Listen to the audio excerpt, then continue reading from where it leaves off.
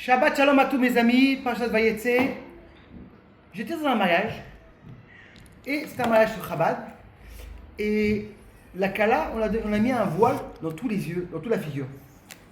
Et là, en vérité, la question qui se demande, cette histoire-là qu'il y a eu un changement entre les calottes, il y a déjà eu, avec Yaakov, notre grand-père. Yaakov, il a voulu se marier Rachel, et on l'a changé avec Léa.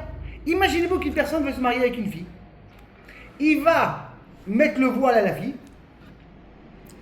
et la fille, elle vient, et le papa, il lui change une autre fille, et la personne, il a marié, elle est déjà mariée, Comment ça se fait qu'on va recommencer la même erreur? J'ai entendu une fois un pirouche, un ami à moi, un pirouche magnifique.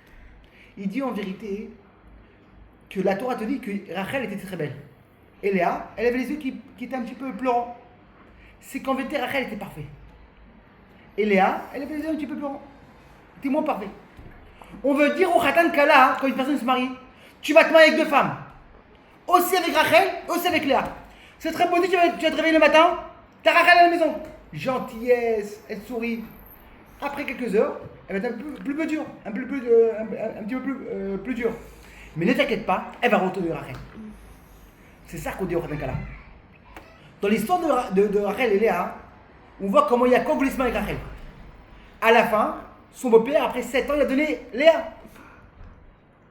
Il avait 3 choix. Premier choix, il dit à Léa, je m'excuse, je me divorce, je me marie avec Rachel. Ou sinon, rester avec Léa et pas prendre Rachel. Le troisième choix, c'est de prendre Rachel et Léa en même temps. On sait que la Torah te dit, on n'a pas le droit de se marier avec 2 sœurs.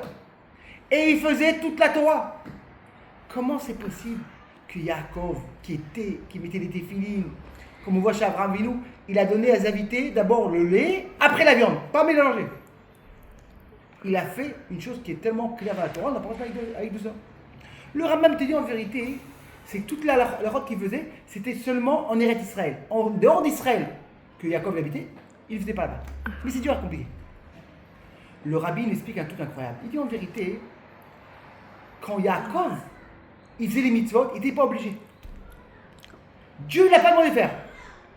De l'autre côté, il a pris sur lui de ne pas voler, de ne pas mentir. Et comme il a dit à son beau-père, pourquoi tu m'as arnaqué?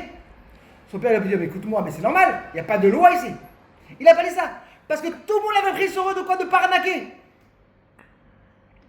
Et comme maintenant il a dit à Rachel, je veux te marier, d'un autre côté, il avait pris un édou, il avait pris un truc sûrement sur lui.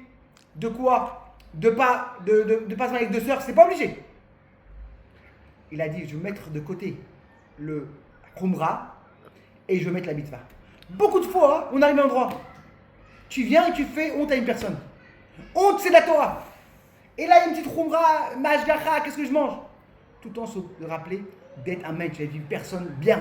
On apprend de Yaakov. Il a mis tout de côté pour en vérité être sûr. Que Bezrat Hashem, on apprend à tout ça, de les Habed, de respecter, qu'on aura sur Otovot. Shabbat Shalom, le Dvar Torah, le Yishmat Papa, Menachem Medel Ben Rabbi Yosef Eliyahu. Kol Tup sur Otovot.